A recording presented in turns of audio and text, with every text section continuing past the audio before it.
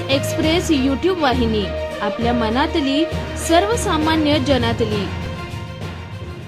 बाबासाहेब आंबेडकर महापरिनिर्वाण दिनी आंबेडकरी अनुयायांची चैत्यभूमी परिसरात थाटलेल्या राजकीय दुकानदारीकडे पाठ, पुस्तक विक्री स्टॉलकडे गर्दी, हाच बाबासाहेबांच्या विचारांचा करिश्मा। 6 डिसेंबर महापरिनिर्वाण दिनानिमित्त गेली 2 दिवसांपासून चैत्यभूमीकडे लाखोंची गर्दी उसळलेली होती।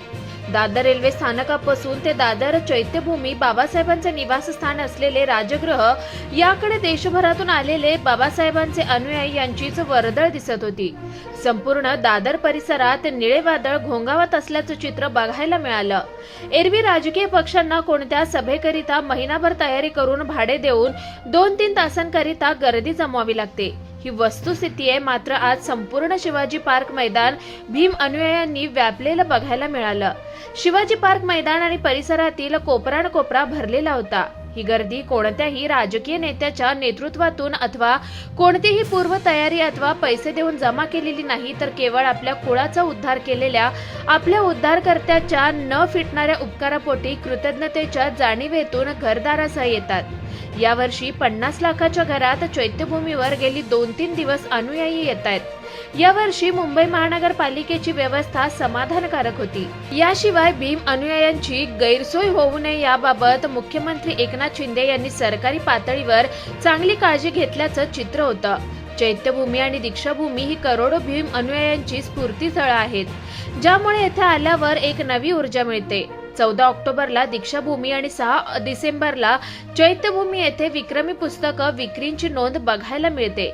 त्यातून तथागत बुद्ध, छत्रपती शिवाजी महाराज, शाहू फुले आंबेडकर या विचारधारेचा पिढ्यानपिढ्या प्रचार प्रसार होताना दिसतोय। खेदाची बाब म्हणजे दरवर्षीप्रमाणे याही वर्षी आंबेडकरी नेत्यांनी आपापली स्वतंत्र राजकीय दुकानदारी येथेही थाटली होती। मात्र बुद्धिजीवी आंबेडकरी जनतेची बाबासाहेबांचे लिखित साहित्य, संविधान विकत घेण्यास झुंबड दिसत होती। रिपब्लिकन चळवळ, आठवले गट, प्रकाश आंबेडकर गट, आनंदराज आंबेडकर गट, कबाडे गट, सुरेश माने गट, गवई गट, खरात गट असे गल्लीबोळात पण बऱ्याच गटात ही विखुरलेली आहे। आजच्या घडीला या पक्षाची एकहाती सत्ता येईल हे शक्य नसलं तरीही दलित वोट बँकमुळे कोण सत्तेत बसणार ही निर्णायक मतांचे गणित आहे। हे ग्रामपंचायत, महानगरपालिका पातळीपासून ते लोकसभेला लागू होते। आजची आंबेडकरी समाजाची मते पाहता किमान 26 आमदार आणि 4-6 खासदार ते प्रत्येक स्वराज्य संस्थेत सन्मानजनक प्रतिनिधित्व मिळू शकते।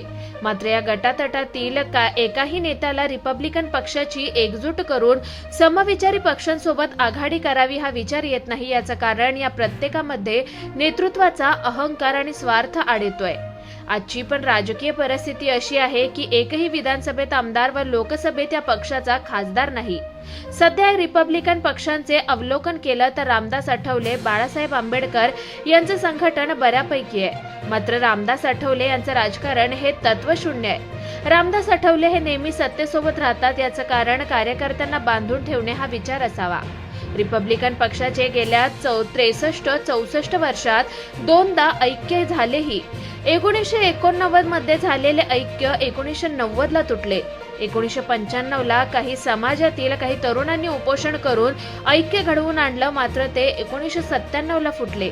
पुन्हा येथे रिपब्लिकन नेत्यांचे पदवाटप, युती कोणाशी करायची यातील मतभेद आणि नेतृत्व स्पर्धा हे कारणीभूत ठरलं। सध्या हे सर्व गट तट आपले उपद्रव मूल्य वाढावे याकरिता धडपडतायत, म्हणजे इतर राजकीय पक्षांकडे आपली बार्गेनिंग पॉवर वाढेल। इतर पक्षांनाही माहित आहे की दलित मतदान ज्यांच्या पारड्यात पडेल ते सत्तेवर बसतील। बाळासाहेब आंबेडकर यांनी रिपब्लिकन नाव बदलून, कारण त्यात इतर लोक सहभागी होत नाही म्हणून वंचित बहुजन आघाडी ठेवलं आणि ते सोशल इंजिनिअरिंगचा प्रयोग चांगले करतात। मात्र संघटन कौशल्य हे आठवले यांच्या तुलनेत कमी आहे। हिंदुत्ववादी भाजपा यांचे हिंदुत्व हे केवळ मुस्लिम दलित विरोधी आहे। त्यांच्या सत्तेतून बाहेर ठेवायचे तर काँग्रेस सोबत तडजोड करायला हवी। मात्र निवडणुकीत बाळासाहेब आंबेडकर यांचे जगवाटपाचे गणित जुळवलं जात नाही। त्यामुळे स्वातंत्र्य लढ्याने भाजपाला फायदा होतो.